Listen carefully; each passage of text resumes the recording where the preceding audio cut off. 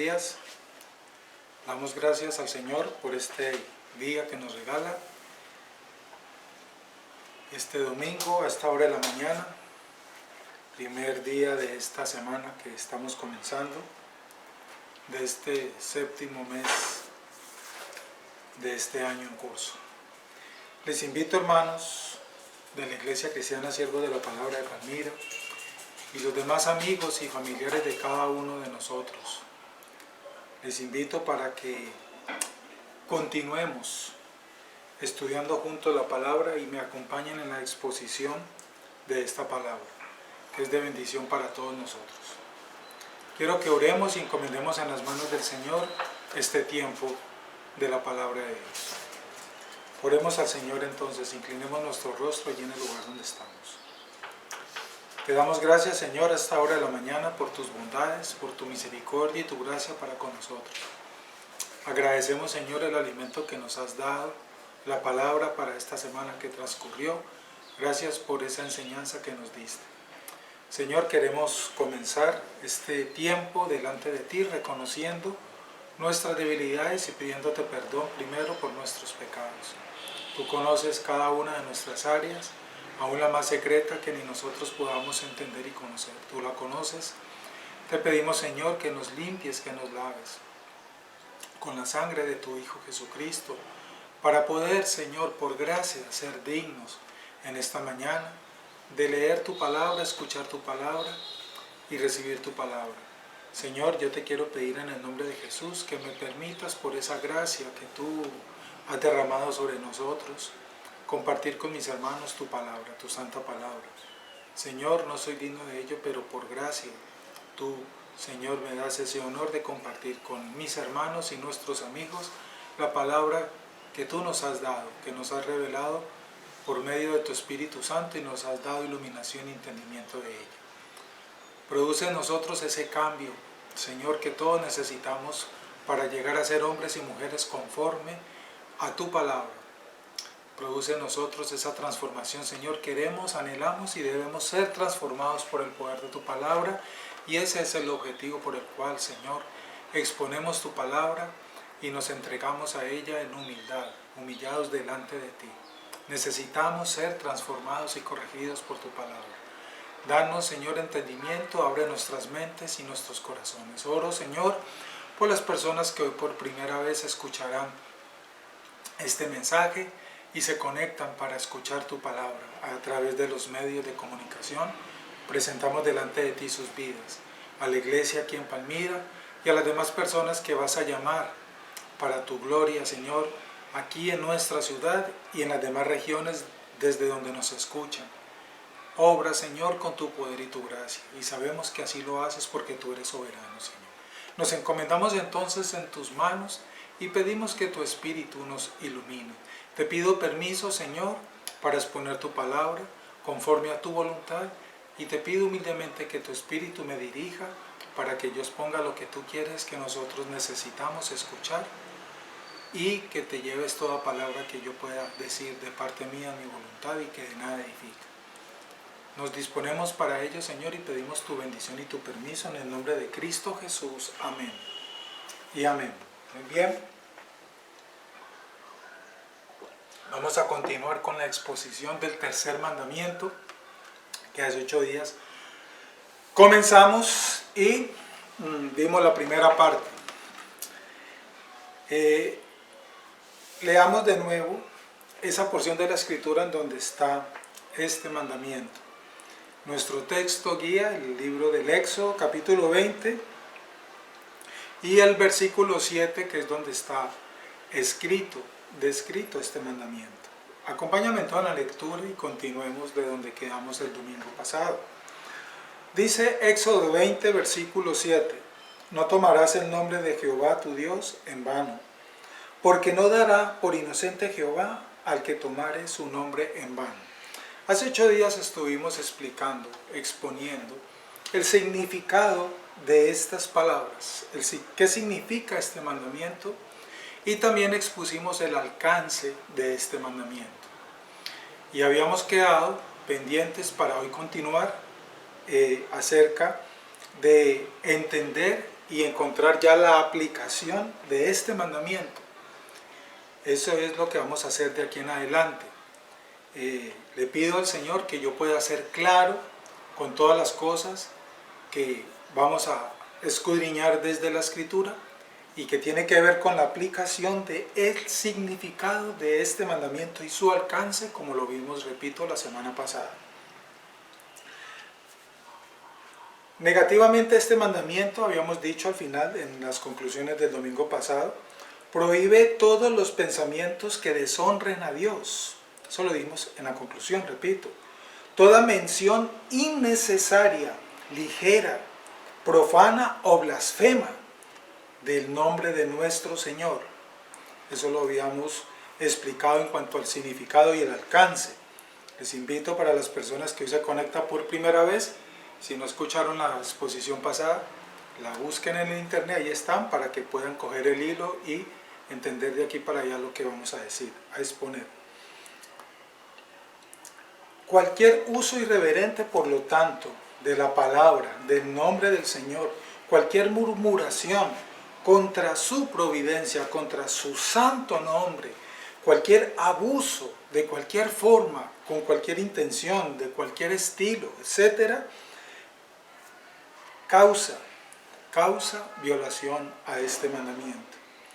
Y eso es lo que vamos a entender, porque tal vez podemos pensar a la ligera, bueno, yo creo que yo no estoy violando este mandamiento porque yo no me mantengo usando literalmente, directamente, el nombre del Señor para juramentos profanos o para cuestiones cotidianas. Bueno, quién sabe qué más argumento puedo yo llegar a pensar y pensar que estoy exonerado de culpabilidad de este mandamiento. Y vamos a escudriñar de que muchas veces, sin darnos cuenta, hemos violado este mandamiento y no habíamos caído en cuenta de él. A eso te invito en esta mañana, para que evaluemos entonces, examinemos algunas formas, muchas de las formas por medio de las cuales el nombre de Dios es tomado en vano y yo he caído en este pecado. Gracias a Dios por su gracia, como dice Pablo, que es mayor que nuestro pecado. Y donde abunda nuestro pecado, sobreabunda la gracia de Dios y nos cubre y perdona todas nuestras faltas. ¿Qué sería de nosotros sin la gracia de Dios? Enseña Pablo en su carta a los romanos. Muy bien. Señalaremos entonces ahora más específicamente, por lo tanto, algunas formas, repito, por medio de las cuales el nombre de Dios es tomado en vano. Él se considera a sí mismo altamente insultado, nuestro Señor, cuando mencionamos su nombre con un propósito frívolo. Repito, hermanos, y esta es nuestra premisa de partida. Dios, nuestro Señor, Jehová de los ejércitos, Él se considera a sí mismo altamente insultado, ofendido, menospreciado, etcétera, cuando mencionamos su nombre o utilizamos su nombre con un propósito frívolo. ¿Qué significa esta frase? Vamos a discernirla. En muchas áreas y en muchos aspectos pecamos de esta manera contra el Señor. Miremos algunos de ellos. En primer lugar, un término, un concepto, una actividad que es muy cotidiana y muy normal entre nosotros, y se llaman los juramentos. ¿Qué sucede con los juramentos? ¿Qué pasa con los juramentos? Vamos a discernir la aplicación de este mandamiento, ¿cierto?, conectado a esta doctrina, a esta verdad de los juramentos. Déjame decirte que hay una mala interpretación respecto a los juramentos. Yo recuerdo que a mí me enseñaron alguna vez que era prohibido jurar, que era pecado jurar, y me recuerdo que me decían y me recalcaban de niño, de joven, ¿cierto? No juren que eso es malo, no jure que eso es malo. Bueno, déjame decirte, el mandamiento de no invocar a Dios para confirmar una mentira no puede ser considerado como prohibiendo su invocación para confirmar una verdad. Una cosa es que el nombre de Dios sea usado para confirmar una mentira, lo cual es un insulto a Dios, y es un pecado, y otra cosa es que el nombre de Dios sea usado, ¿cierto? Sea testigo, digámoslo así, para la confirmación de una verdad. Esos son dos asuntos distintos. Y lo que aquí dice el mandamiento es: no tomarás el nombre de Jehová tu Dios en vano. O sea, no debe ser usado para confirmar cosas ilícitas, para asegurar cosas ilícitas, mentiras o cosas por el estilo. Allí es pecado. Eso es distinto, eso es diferente. Por lo tanto, los juramentos son, en ese sentido, de dos clases, y eso es lo que tenemos que tener claro para no seguirnos confundiendo. Los juramentos son de dos clases. Primero, afirmativos. ¿Qué significa?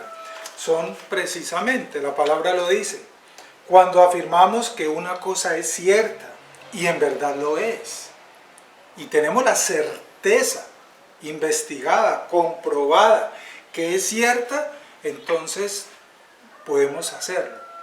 No hay ningún problema, porque Dios es un Dios de verdad.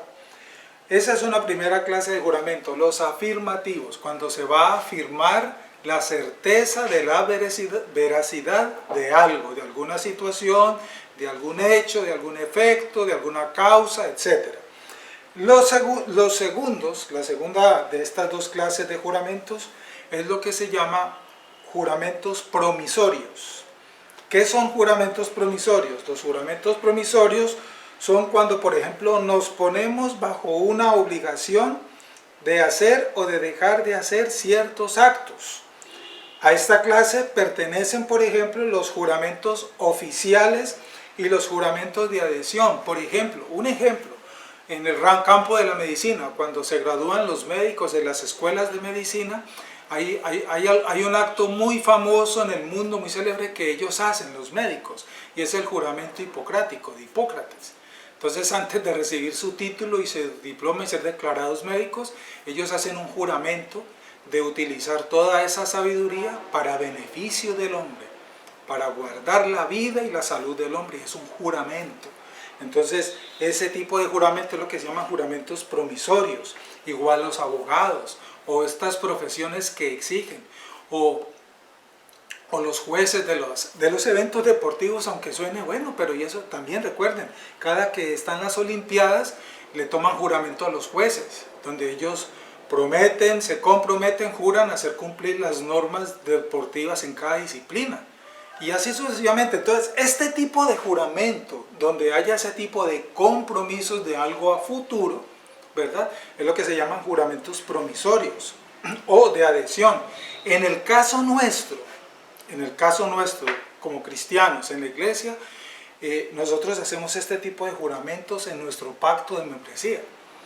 Cuando terminamos nuestro curso de membresía y pasamos todo ese proceso, bueno, saben de qué estoy hablando los hermanos que están en estas iglesias bíblicas, donde la iglesia es bíblica conforme a los fundamentos de la Escritura. Entonces, al final del proceso de formación del futuro miembro de esa iglesia, en un culto especial ante la asamblea, ante la iglesia, hace lo que llamamos, se compromete con el pacto de membresía, y ese es un juramento promisorio ante el Señor, donde esa persona es recibida primeramente como miembro de la iglesia por todos los demás hermanos que ya son miembros, y esa persona hace un juramento de compromiso frente a esa iglesia. Ya cada iglesia que es bíblica tiene ese pacto establecido, y la persona, a conciencia ya delante del Señor y de la iglesia como testigo, se compromete y jura en ese pacto de membresía. Es decir, se casa con la iglesia y promete serle fiel a esa iglesia. Ese es un caso particular nuestro como cristianos, donde estamos practicando este tipo de juramento promisorio. Por eso, el curso de membresía y el pacto de membresía es algo muy sublime, muy sagrado, muy delicado, muy delicado. En el curso de membresía, allí te explican esto en una profundidad bíblica. Aquí lo comento en forma general. Bien, en ambos casos, o sea, en estos dos tipos de juramentos, afirmativos y promisorios, en ambos casos hay un llamamiento a Dios como testigo. En ambos casos, cualquiera que sean los dos tipos de juramentos. Y para ello, un juramento es, por lo tanto, en su naturaleza, es un acto de adoración, como podemos entonces evaluar en contexto. Y si esto es así, es porque implica varias cosas, entre ellas un reconocimiento a la existencia de Dios. Los médicos que ese día hacen el juramento hipocrático, los jueces, nosotros en el pacto de membresía, etcétera, quienes hacemos o quienes están haciendo allí ese momento el acto de compromiso, de jurar ante el Señor, pues es un reconocimiento primeramente a la existencia, que Dios existe, que es real, y lo que eso implica cuando alguien dice y confiesa con su boca que Dios existe.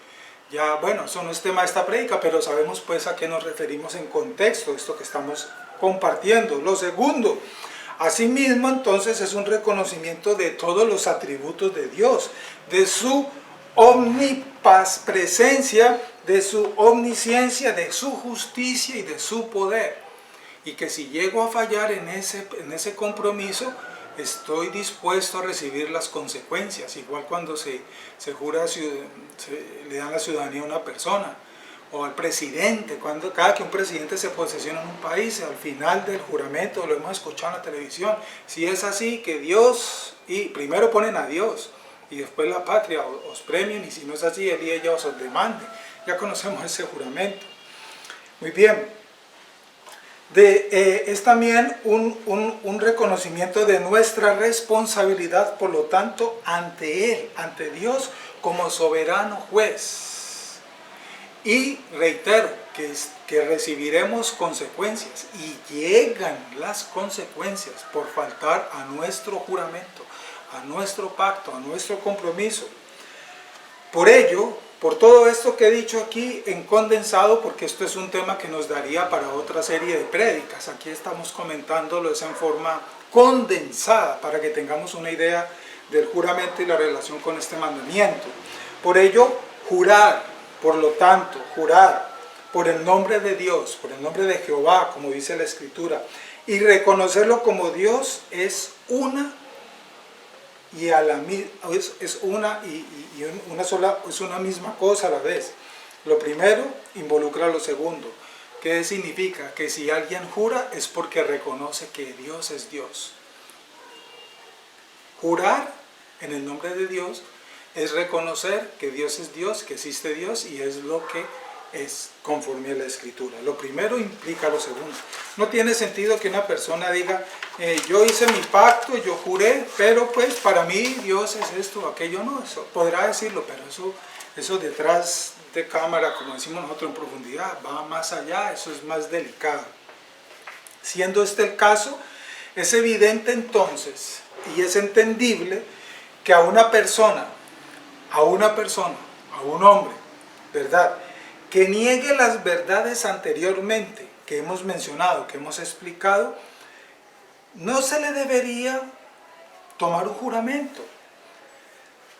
Porque para esa persona, las palabras que pronuncia no tienen significado. Si una persona ha demostrado no temer a Dios, entre comillas, ser ateo, no tiene sentido que en algún proceso X o en algún acto Y le tomen juramento, porque lo que esa persona va a afirmar o se va a comprometer en ese juramento, éticamente no tiene ningún valor para él, porque para él Dios no es esa figura, no es esa persona que nosotros los que creemos en Dios es y significa. ¿Me hago entender?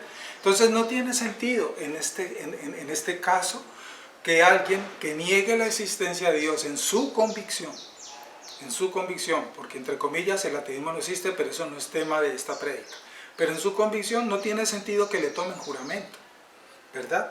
A eso nos referimos. Si no cree que existe Dios esa persona, o suponiendo que admita que hay algún ser, o que le llame así, o fuerza, a su estilo, a su filosofía, a sus principios, y a esa manera le llame Dios, y no cree en el Dios que nosotros creemos, ¿cierto?, es inútil ese proceso de juramentación que ha hecho esa persona. ¿verdad? No tiene sentido, no vale la pena.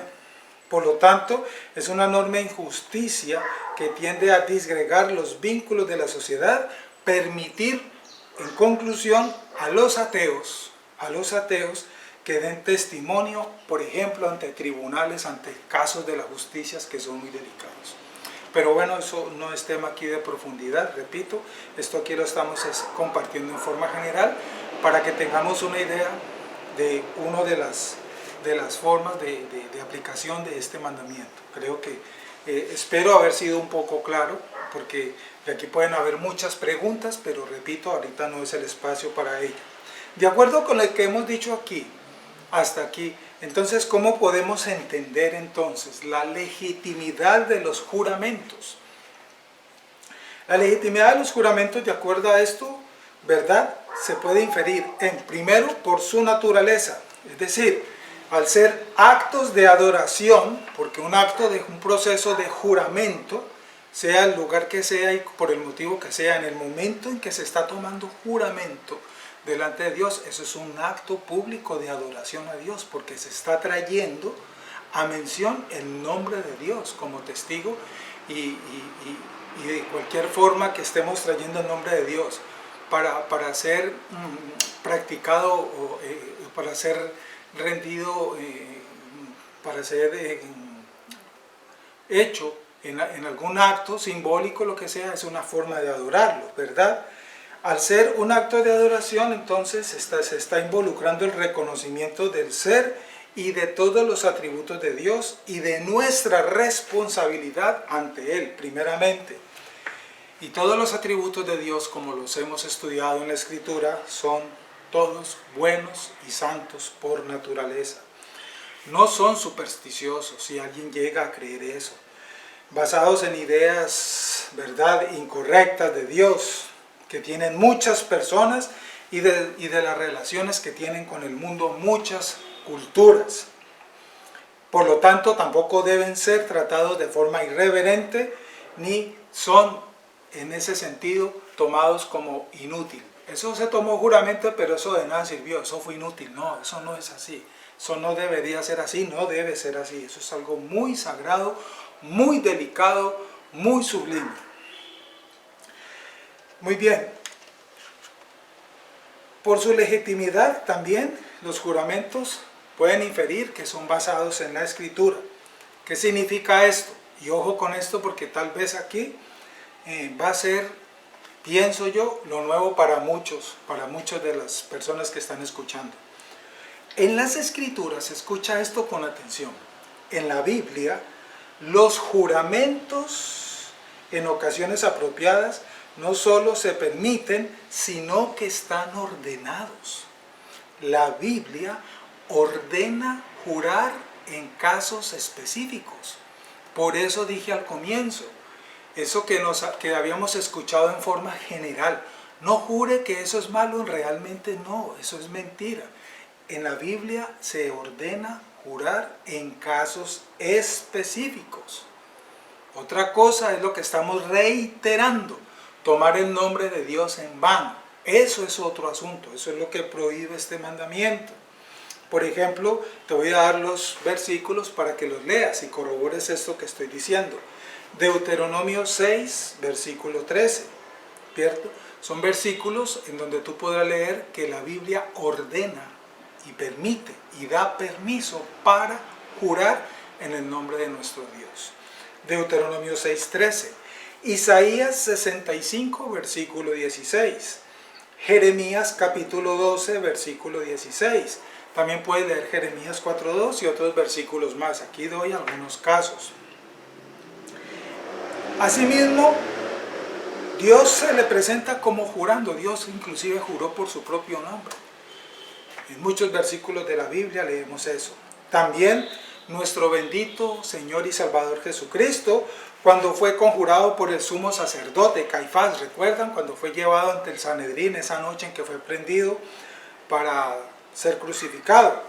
Y fue llevado entre Caifás, que era el sumo sacerdote, Y Caifás lo llamó a juramento para que jurara. Todos hemos visto la película y hemos leído el Evangelio donde se nos describe eso. Y Jesús, Caifás le dijo, te conjuro, te reto, bueno, no recuerdo las palabras, a que nos asegures delante de Dios, eres tú el Hijo de Dios, júralo delante de Dios, le dijo Caifás, el sumo sacerdote, a nuestro Señor Jesucristo. Y él no dudó en responder. Cristo no dudó en responder y asegurar lo que Caifás había dicho. Eso lo lees tú en Mateo, Evangelio de Mateo capítulo 26, por ejemplo. Correctamente traducidas en nuestras versiones, digamos, las palabras de Caifás allí dirían, te conjuro. Caifás le dijo a Jesús. Es decir, te llamo a jurar, Jesús, te llamo a que jures. Caifás le estaba invitando a Jesús, por el Dios viviente. Así dice la película muy famosa. Y lo interesante aquí en ese pasaje que estamos recordando y tomando como ejemplo de este tema es la réplica, es decir, la respuesta de nuestro Señor. Y Cristo le dijo, tú lo dices, tú lo dices. Es la usual forma rabínica de una afirmación directa en aquel tiempo, ¿verdad? Es decir, Jesús no negó, sino que, en otras palabras, reafirmó lo que Caifás estaba diciendo en boca y palabras de Caifás. Tú lo dices, Caifás, es cierto, yo soy, tú lo estás diciendo, ¿verdad? Si eso hubiera sido malo, Jesús le hubiera dicho, Caifás, recuerda que no podemos jurar, pero Cristo no respondió eso, La palabra hebrea allí usada es Sheviyaha, es traducida en la Septuaginta como tú lo dices, tú lo dices.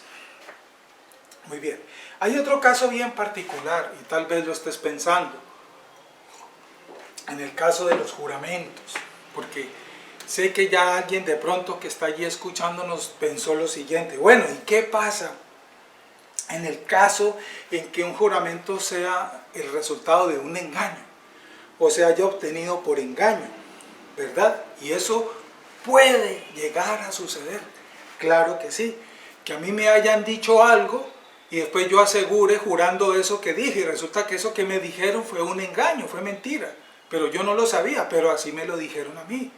Y con base a lo que a mí me dijeron, pues yo hice mi juramento, ¿verdad? Perdón. Bueno. En este caso es más... Perdón. En este caso es más difícil. ¿Por qué? Porque cuando se practica este engaño, el juramentado no tenía, es un hecho, no tenía la intención de asumir la obligación impuesta por el juramento. En raíz, en profundidad, esto es lo que tenemos claro en ese caso, que se llegue a dar. Y se ha dado con toda seguridad. Se ha dado. Que por engaño a una persona la hayan obligado a decir cosas que son falsas. Eso es posible y real. Es muy posible en la realidad. Por ello, podría arguir plausiblemente que si él no había tenido la intención de asumir tal obligación, no la había asumido. Es decir, si la persona hubiera sabido eso con anticipación, en profundidad, pues seguramente no hubiera jurado. Pero pues como no lo sabía, por eso lo hizo. Pero por otra parte, sin lavarnos la mano, pues por eso, es verdad también, al mismo tiempo, por otra parte, ¿cierto? El principio involucrado, que es también conforme a la Escritura. ¿Cuál principio? Que cada uno de nosotros estamos obligados a guardarnos de los engaños y a cerciorarnos muy bien, a escudriñar muy bien. Eso también es una orden, es un mandamiento bíblico al mismo tiempo. Y si es engañado, tiene que atenerse a las consecuencias. Y si aún así soy engañado, Dios no es un Dios de probabilidades. Dios no es un Dios, ¿verdad?, alcahuete, ni que pasa por alto el pecado, ¿verdad? Dios no pasa por alto el pecado de nadie, sea cual sea la forma de pecar. No lo pasa por alto. Y en alguna medida, si eso ha sucedido y nos damos cuenta al final, tenemos que atenernos a las consecuencias que vendrán posteriormente. Además, aquellos a los que se ha hecho juramento, pues confían en él y actúan basados en él. En cierto sentido adquieren derechos por lo que ha sucedido. Sin embargo, las escrituras son en esto, como en todos los casos, nuestra guía más segura. Voy a darles un ejemplo de lo que acabamos de decir, que está en la escritura y sucedió esto que acabamos de decir. Este ejemplo está en el libro, en el Antiguo Testamento. Cuando los israelitas conquistaron Canaán, los gabaonitas, un pueblo, ¿verdad? Los gabaonitas que moraban en la tierra, invadieron, ¿verdad? Vinieron a Josué unos delegados de parte de los gabaonitas. Eso fue en los tiempos de Josué, de la conquista de la tierra de Canaán. Ahí tú puedes leer ese caso. Y vinieron a Josué, que estaba liderando el pueblo de Israel, llevándolo a la conquista de la tierra en Canaán. En ese momento, en aquella época. Entonces, unos delegados del pueblo de los gabaonitas vinieron a José y pretendieron y se presentaron como habitantes, personas, representantes de un país muy distante. Y Josué lo creyó, lo entendió y lo aceptó, y por lo tanto hizo paz con ellos. Y celebró con ellos alianza, Josué, ¿cierto? Concediéndoles la vida, les perdonó la vida. Josué tenía la orden que cuando entrara a Canaán, Dios le dijo a Josué: acaba con todo, arrasa con todo, no dejes nada. Pero se dio ese caso especial y Josué, en otras palabras, fue engañado por estos delegados de los gabaonitas, ¿sí? Josué les concedió la vida, y no solamente eso, sino que también lo juraron los príncipes de la congregación. Eso sucedió. Pero fue un engaño. Cuando el engaño fue descubierto, ¿verdad? El pueblo clamó. Israel se dio cuenta. Los ancianos se dieron cuenta, ¿verdad? Y cuando fue descubierto tal engaño, el pueblo clamó por su exterminio. Y eso tú lo encuentras en Josué capítulo 9. Ahí puedes leer esa historia. Mas todos los príncipes respondieron, dice la Biblia, a toda la congregación: nosotros les hemos jurado por Jehová, Dios de Israel, por tanto ahora no les podemos tocar. Cuando Josué se dio cuenta, y el consejo de Israel, los ancianos, los líderes que estaban acompañando a Josué, se dieron cuenta del engaño, no les pudieron hacer nada a los gabaonitas, porque ya habían jurado y habían hecho pacto Josué con ellos. ¿Me entiende? Josué no dijo: bueno, como esto fue un engaño, como ustedes nos mintieron, aquí este juramento no vale, vamos a obedecer lo que Dios nos ordenó y los vamos a exterminar. No lo pudieron hacer, porque en el engaño Josué había hecho un pacto con ellos, un juramento ante Dios, y tuvo que cumplirlo Josué. Josué lo cumplió, y que le dolió, claro. ¿A quién no le duele un engaño? Pero Josué se sostuvo fiel en su juramento hecho y les perdonó la vida. ¿Me hago entender? Pero ahí no termina la historia. Pero de todas maneras fue un juramento hecho sobre una base de un engaño. ¿Estamos entendiendo eso? ¿Qué sucedió después? Este juramento se mantuvo, como se ve. Y en 2 de Samuel, en el capítulo 21, llega, ¿verdad?, la sanción de Dios cuando es violado ese juramento. Dios es Dios, y Él obra con rectitud todo lo que se ha jurado, se ha establecido, se ha determinado, etc. Y llegó la sanción, y el pueblo, Israel, fue castigado cuando violaron ese mandamiento. Israel violó ese pacto que Josué había hecho con los gabaonitas. Y cuando violaron ese juramento, entonces vinieron las consecuencias. Eso lo lees en 2 de Samuel capítulo 21. Y eso fue tiempo después, porque entre Josué y los tiempos de Samuel transcurren una buena cantidad de años. Ya había muerto Josué, ya había muerto esa generación, y estamos ahorita en los tiempos de Samuel y del rey Saúl, primer rey de Egipto. Ya había pasado el tiempo de los jueces, muchos años. Y mire que se mantuvo ese juramento.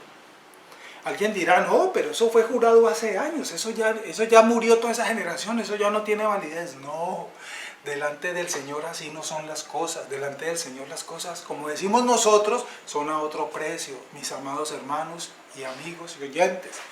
Déjame leerte lo que dice Segunda de Samuel 21:1.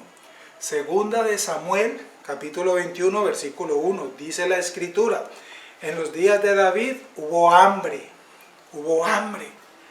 por 3 años consecutivos, y David buscó la presencia del Señor, y el Señor le dijo: es por causa de Saúl y de su casa sangrienta, porque él dio muerte a los gabaonitas.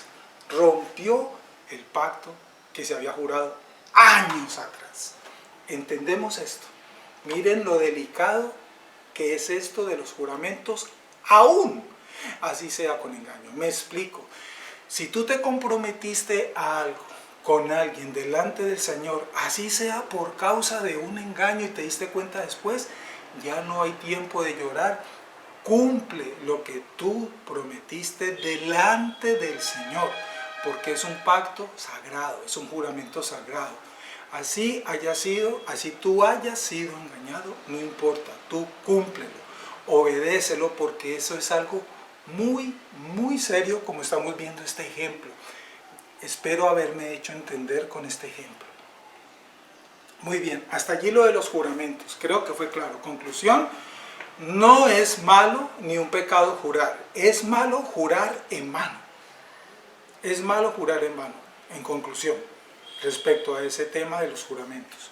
Otro ejemplo son los votos. Una cosa es un juramento y otra cosa son los votos. ¿Qué son los votos? Los votos son esencialmente diferentes, repito, de los juramentos. ¿Y en qué se fundamenta la diferencia? En cuanto a que no se involucra ninguna invocación de Dios como testigo en un voto, ni ninguna imprecación de su desagrado. En otras palabras, un voto es simplemente una promesa hecha a Dios. Una promesa hecha a Dios, delante de Dios, claro, sí, pero es una promesa hecha a Dios. Eso es un voto. Las condiciones para que, por lo tanto, un voto sea legítimo en cuanto a lo que tiene que ver con este asunto son: primero, en cuanto al objeto o asunto del voto. Uno, que sea en sí mismo legítimo. Claro, que no vaya a ser algo ilegítimo, ¿no? Valga la redundancia. Dos, que sea aceptable para Dios, que no vaya a ser un voto de algo que vaya en contra de toda la norma que nos traza la Escritura. No para un voto para cosas ilícitas, como lo habíamos explicado unos días atrás. Tercero, que esté en nuestro poder, el poder hacer ese voto, que sea para nuestra edificación espiritual, o sea, que cumpla un propósito sagrado, en otras palabras.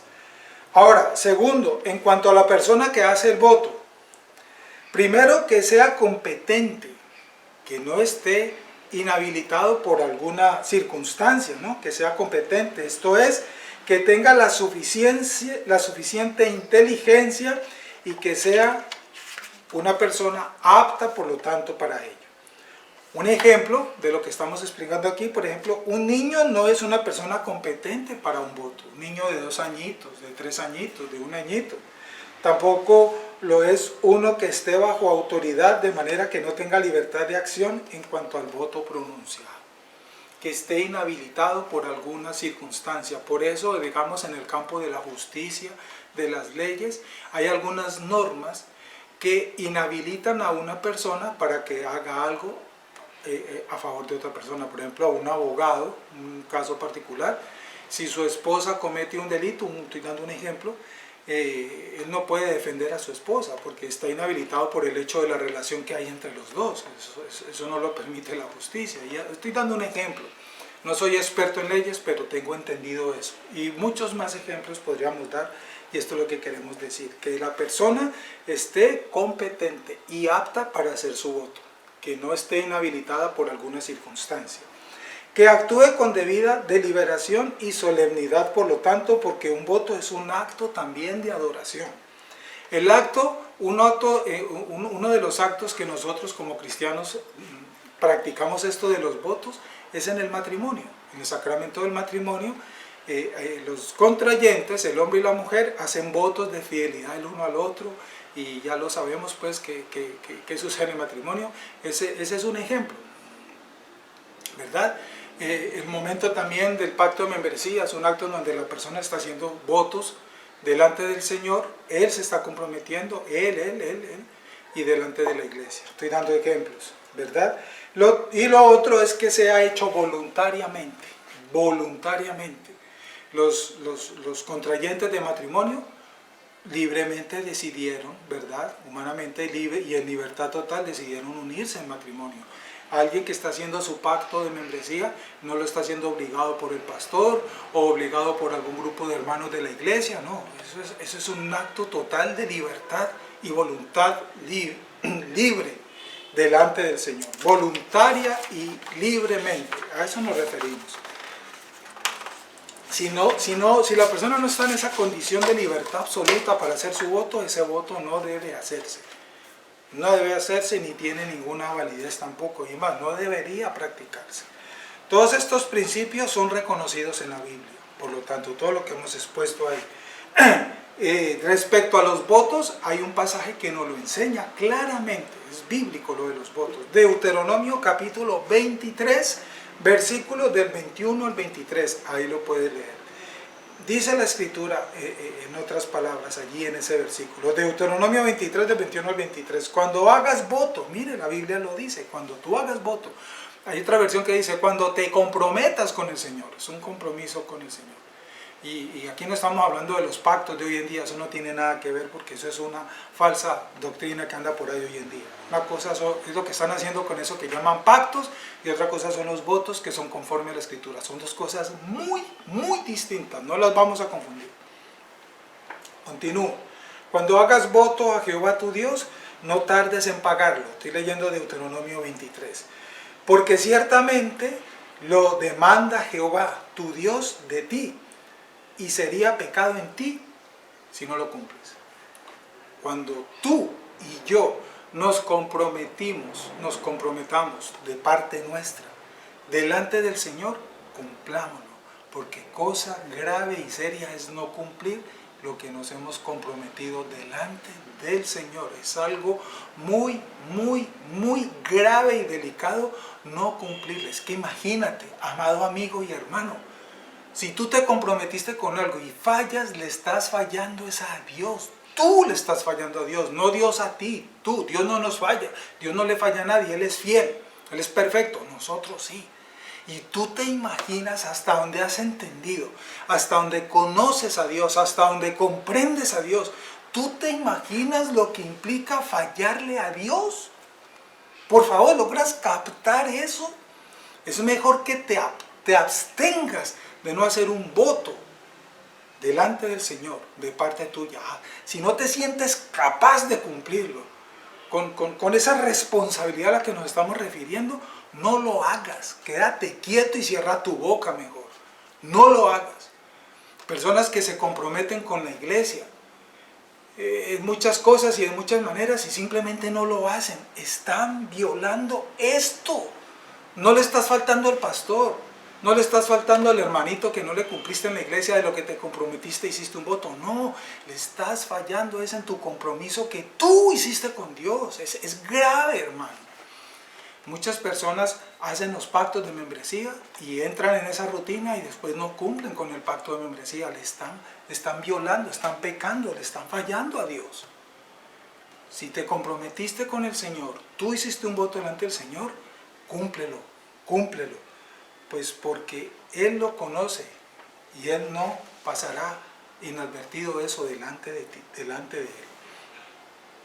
Muy bien, de acuerdo con esto, ¿qué tanta legitimidad entonces hay en los votos? Muy bien, por su naturaleza, un voto es sencillamente una promesa hecha a Dios, en otras palabras. Puede ser una expresión de gratitud por algún favor señalado y concebido. Mire, muchas personas le dicen a los pastores, ay pastor, mire, el día que el Señor me dé esto y aquello que yo le estoy pidiendo, pastor, yo le digo a usted, yo me comprometo a esto y aquello. Mire, se lo han dicho a uno muchas veces. Y el Señor concede y les da. Y uno se queda pues esperando el cumplimiento del hermanito de las palabras que le dijo un día. Y no, hermano, parece que el hermanito sufrió de amnesia y no se acuerda de esas palabras llenas de emociones que dijo aquel día. Tú no le fallaste al pastor, no, tú le fallaste a Dios. Tú le fallaste a Dios. Si tú te comprometiste con la iglesia, con algo, si el Señor esto o aquello lo están haciendo hoy en día, no lo hacen. No, eso es muy grave. Eso es muy grave. Y en segundo lugar, ahí están como colocando a prueba a Dios. Entonces, si Dios no me da esto, entonces yo no tengo problema, yo no hago aquello.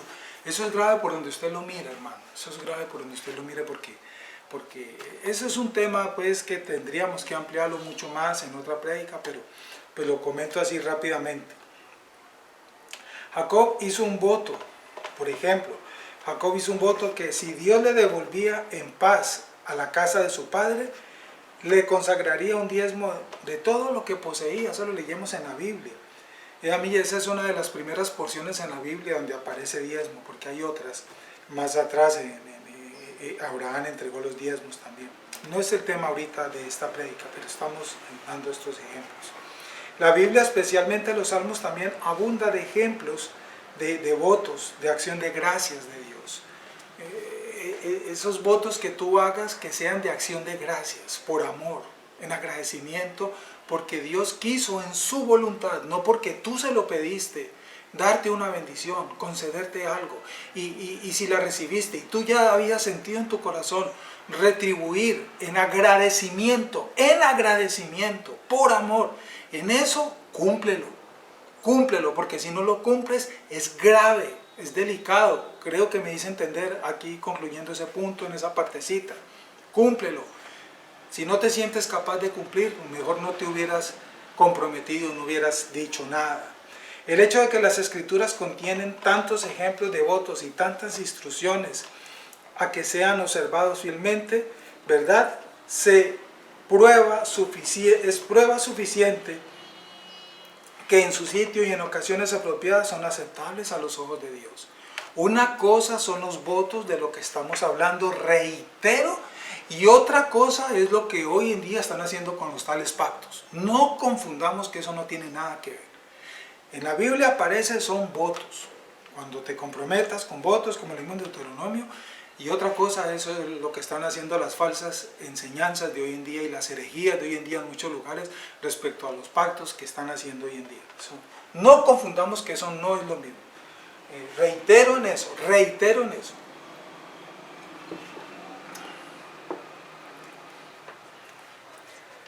Muy bien. Esto en cuanto a los votos.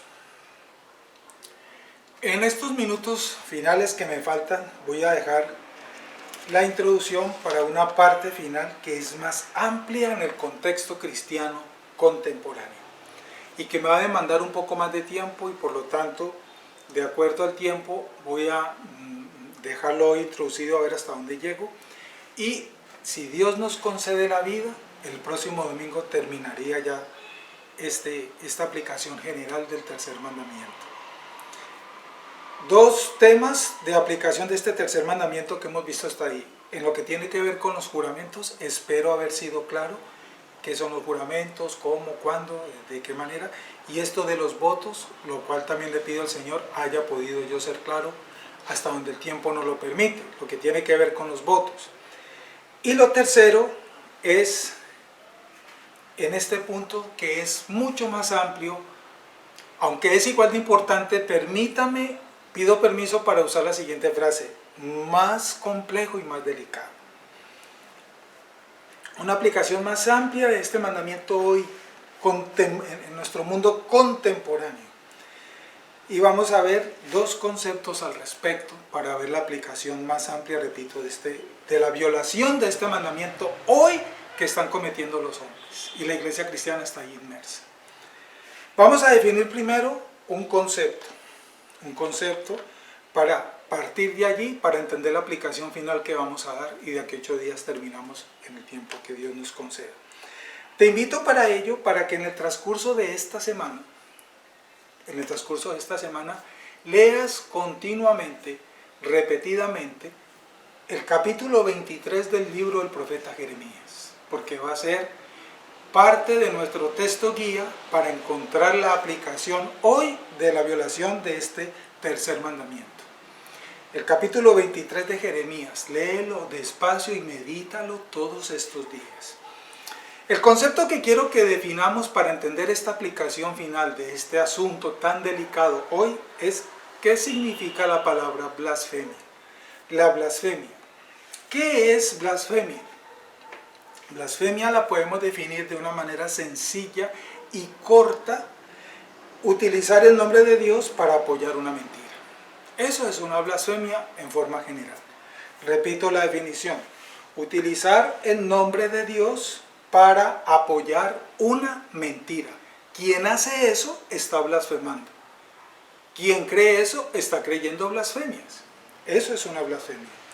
Una mentira o también una traición envuelta con lenguaje espiritual. No deja de ser una mentira, no deja de ser por lo tanto una blasfemia. ¿Ejemplos de blasfemias? Muchas. En la Biblia hay ejemplos de blasfemias, de muchos personajes que cometieron ese pecado de blasfemia. Recuerden que ese fue uno de los falsos cargos que Caifás le imputó a Jesucristo. Lo acusó de blasfemia.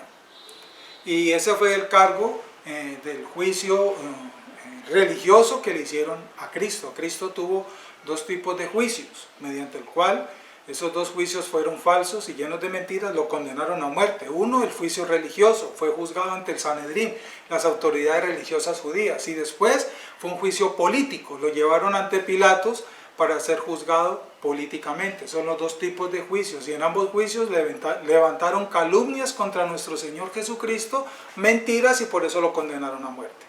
Y Caifás acusó a Jesús en ese juicio religioso ante el Sanedrín, el primero al cual fue llevado Cristo, de blasfemia. De blasfemia lo acusó. Caifás gritó y se rasgó los vestidos: acaba de blasfemar, lo oyeron, y bueno, ya conocemos el pasaje. Bien. Jacob, el patriarca, quebrantó este tercer mandamiento. Está en la Escritura. ¿Cuándo lo quebrantó Jacob?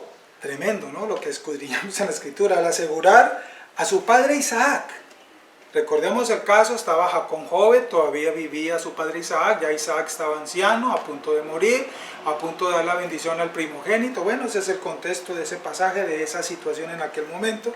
Entonces, Jacob, en un momento, al asegurar a su padre Isaac que la presteza con la que había sido capaz de cazar y preparar esa comida que le gustaba a Isaac, se debía a que Jehová, tu Dios, le dijo a Isaac, tu Dios hizo que la encontrase delante de mí. Eso lo dijo Jacob. Génesis capítulo 27, y puedes leer ese pasaje de esa situación que sucedió ese día. Y cuando Jacob dijo esas palabras, y están registradas ahí en Génesis 27, aquí Jacob violó este mandamiento. Cuando de hecho su madre fue la que había preparado ese cordero tomado de entre el rebaño. Jacob no era cazador, quien era cazador era Saúl. Y Isaac mintió y colocó a Dios como testigo.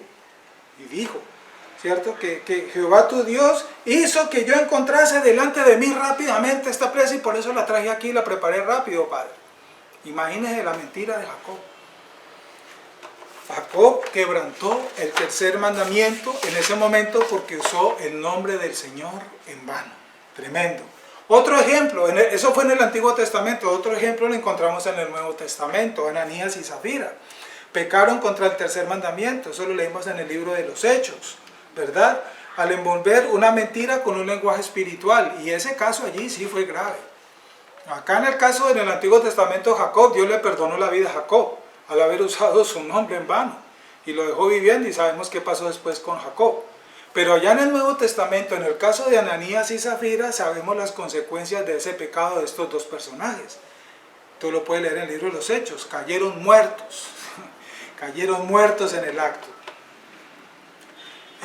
Todo esto nos deja inquietos, por lo tanto, para profundizar en una explicación profunda de esto de la blasfemia y de la aplicación amplia, y reitero, de lo que esto implica en relación con la violación al tercer mandamiento. Hoy abunda esto. Pocos de los que leen este mandamiento hoy, estamos hablando del siglo XXI, lo entienden, pues Esto tiene y genera un problema muy delicado y muy importante con las palabras que se anuncian hoy en día a esta hora del día. Creemos que nos estamos manteniendo en los límites del tercer mandamiento la mayoría del pueblo cristiano en el mundo. Pero las fronteras de este mandamiento, cuando examinamos lo que está sucediendo hoy en el seno de muchas iglesias, las fronteras de este tercer mandamiento, ¿verdad?, que son mucho más amplias hasta donde las hemos reducido, están siendo traspasadas y se está violando este mandamiento muy a menudo. Estas fronteras que le hemos limitado hoy son mucho más amplias de lo que creemos entender de este mandamiento. Recordemos que el cristiano sirve a un Dios santo cuyo patrón es nada menos que su propia pureza. Vivimos hoy, amados hermanos y amigos que nos están escuchando, en tiempos, hoy, a esta hora del día, estamos viviendo en tiempos en los que la profecía está muy de moda, abunda a la vuelta de la esquina. Les encanta el término profético y la profecía. Muchas reuniones hoy, en muchos lugares, iglesias llamadas así, ¿cierto?, se han vuelto más proféticas que bíblicas, pero proféticas en un sentido fuera de la Escritura, fuera del mensaje verdadero de la palabra de Dios. Hay un solo mensaje profético verdadero y está completo y no le falta nada y está en este libro. Pero hoy se ha abandonado este libro y hemos salido de aquí y esto ya no es necesario porque la letra mata, pero el Espíritu vivifica y como la letra mata, esto hay que hacerlo a un lado, esto ya no se necesita. Dejemos que el Espíritu nos llene y nos guíe y que Él venga y nos muestra ese nuevo mover, ese nuevo levantamiento que Él está haciendo hoy en día y caminemos por aquí porque la letra mata. Por esto que estoy comentando hasta aquí, reitero, muchas reuniones en las iglesias contemporáneas que están lejos de la verdad de la Biblia se han vuelto en un sentido insano más proféticas que bíblicas. Ya la Biblia brilla por su ausencia en mucho púlpito hoy en día. Se animan a los dirigentes, a los miembros y aún a los niños para que se separen de la palabra de Dios, de la sabiduría de la profecía de Dios. A los niños en las escuelas bíblicas infantiles se han dedicado a enseñarles a bailar, a enseñarles a pintar, a enseñarles a hacer dibujos y caricaturas, pero no les leen la Biblia, no les enseñan a conocer al Dios de la Biblia, desconocen al Dios de la Biblia. Y si eso también lo están haciendo con los adultos, pues imagínense con los niños con mayor razón. Muy triste esto que está pasando. Este no es el lugar ahorita para discutir hasta qué punto se pueden esperar cosas así en la iglesia de hoy, ¿verdad? Pero es un hecho que está sucediendo. ¿Qué quiero decir con esto a manera de introducción de lo que vamos a ir ampliando, repito, en aplicación a este tercer mandamiento y que de 8 días, si Dios nos concede la vida, lo vamos a terminar? Lo que quiero dejarte en introducción para continuar y terminar el próximo domingo, si Dios quiere, es que cualquiera, escucha esto, amado hermano y amigo, cualquiera persona, cualquiera que ofrezca una palabra profética hoy como revelación directa de Dios, cuando en realidad Dios no ha hablado eso que esa persona dice, está cometiendo blasfemia al quebrantar el tercer mandamiento y Dios no lo tendrá por inocente. Eso es un pecado demasiado grave delante de Dios. Me encanta una frase del doctor Steve Lawson y que ahora recuerdo y comparto con ustedes. El doctor Steve Lawson dice en una frase muy célebre que anda por allí en las redes y me encanta. Dice el doctor Steve Lawson: a mí no me vengas hoy con que Dios me ha hablado y me dijo. A mí muéstramelo con capítulo y versículo. Me encanta. Muéstramelo con capítulo y versículo. Algunas iglesias afirman tener habitualmente hoy nuevas comunicaciones y revelaciones de los cielos. Invitan a sus altares personas que han traspasado el tercer cielo, han llegado hasta el trono de Dios, lo han saludado de mano y Él les ha tocado con su dedo en su frente y les ha dado nuevas revelaciones y las ha traído hoy aquí y las están anunciando porque hay un nuevo mover. Frases como estas abundan hoy en día. Afirman esto. Algunas iglesias afirman a tener habitualmente nuevas comunicaciones de este tipo. Afirman, esto es lo que dice hoy el Señor para nosotros, pero no te lo muestran con capítulo y versículo como dice el Dr. Lawson en la Escritura. Cuando en realidad Dios no ha dicho nada de esas cosas.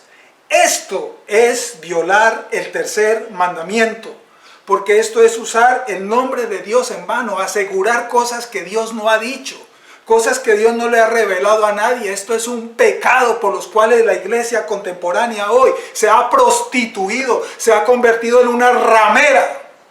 Y Dios la va a condenar y la va a juzgar por este pecado. Está en la Escritura. Guárdenos el Señor de caer en ese pecado. Esto es violar este tercer mandamiento. Y Dios no dará por inocente aquel que tome su nombre en vano, aquel que asegure que Él ha dicho cosas que nunca ha dicho, que Él ha prometido cosas que nunca ha prometido. Y esto es lo que abunda hoy en día.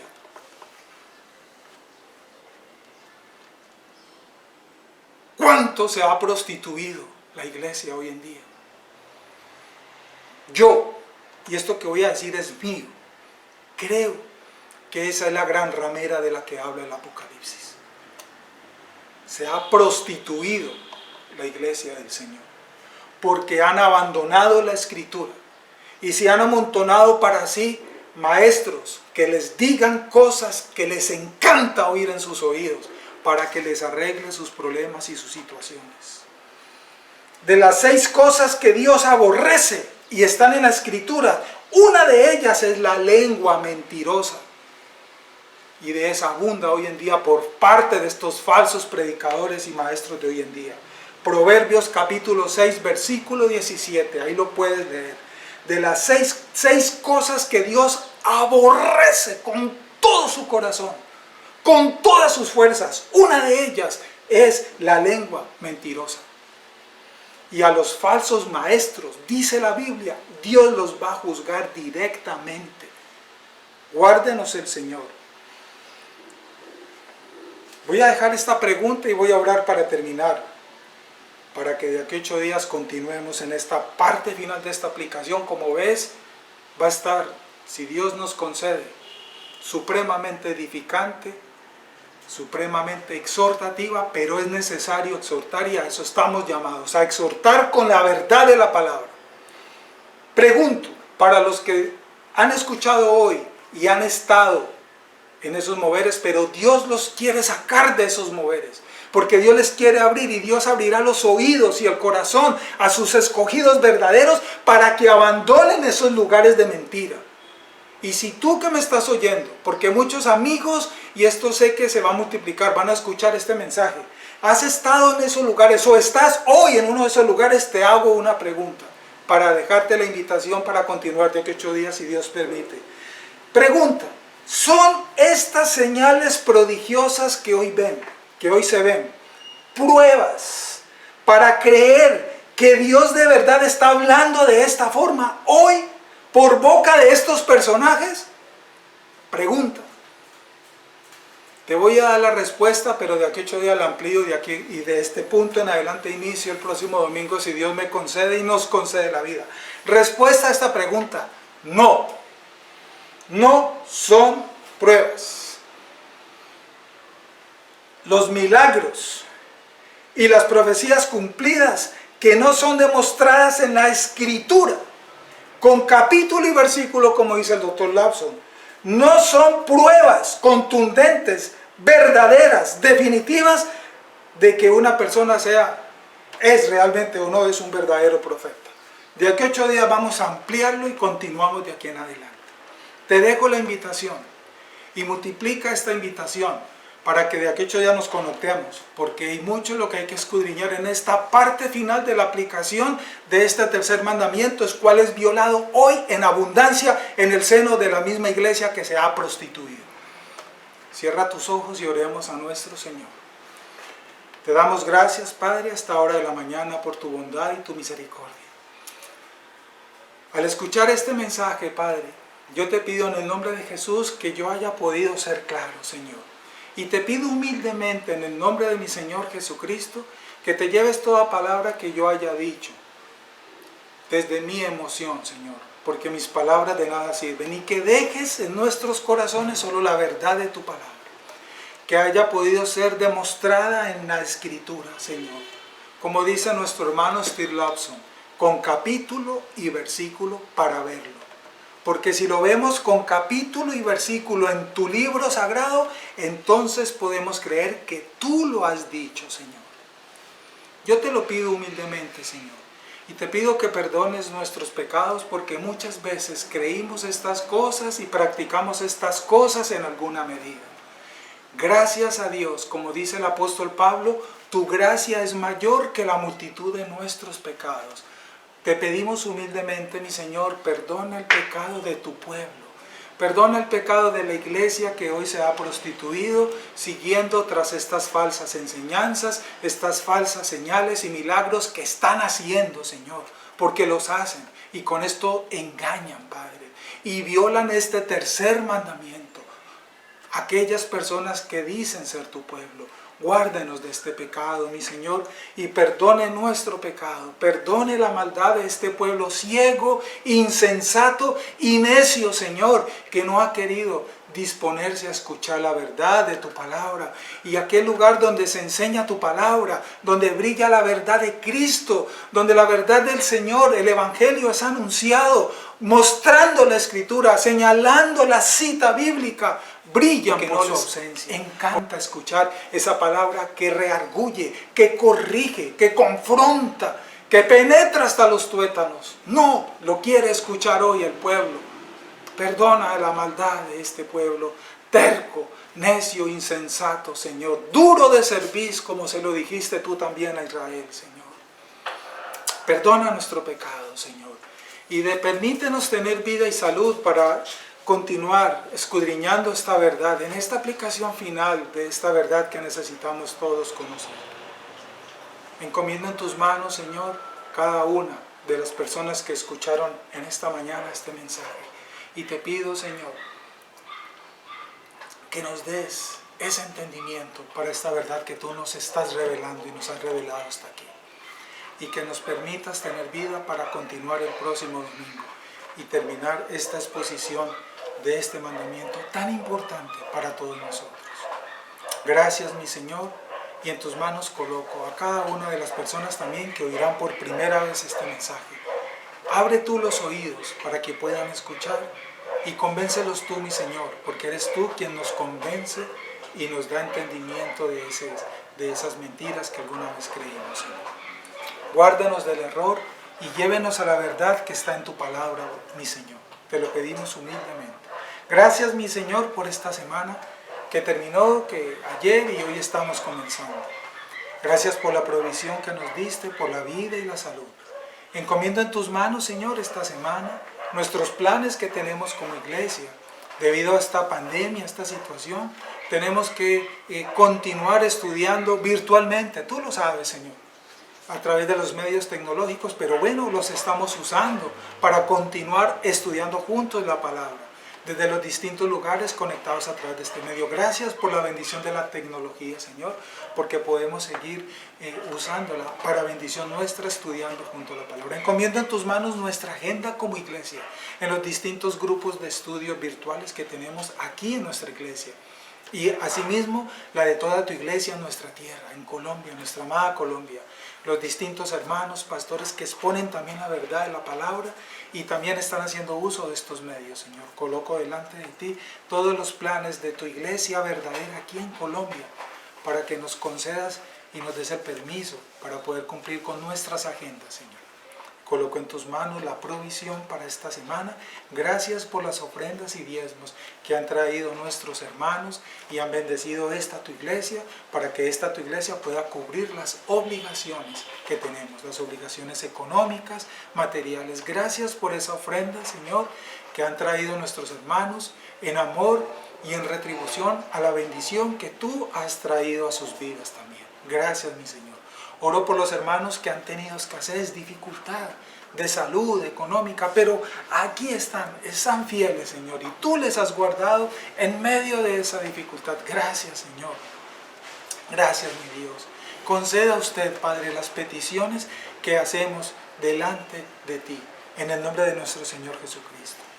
Peticiones, Señor, de salud, económicas, de empleo, de seguridad, de respuesta. Tú lo sabes, mi Señor. Yo oro por mis hermanos y te pido, Señor, que concedas esos favores que ellos te piden conforme a tu voluntad. Gracias, mi Dios. Multiplica, Señor, estas ofrendas y diezmos que han traído en el nombre de nuestro Señor Jesucristo. Encomiendo en tus manos estos días de esta semana que estamos empezando y pido tu permiso para terminar este tiempo de palabra, esta reunión que hemos tenido a través de este medio. La bendición del Padre, del Hijo y del Espíritu Santo nos acompañe. Y que la paz de Cristo llene nuestros corazones. En el nombre de nuestro Señor Jesucristo. Amén y amén. Bien, hermanos, muchas gracias. Damos al Señor por este tiempo que nos dio. Dejo la invitación. Si Dios quiere, el próximo domingo terminaremos con esta última parte de la aplicación de este mandamiento tan importante hoy. Extiende esta invitación, compártelo. Y si Dios quiere nos vemos el próximo domingo y esta semana en los distintos grupos de estudio, pendiente de los comunicados en las redes sociales. Un abrazo para todos, muchas bendiciones.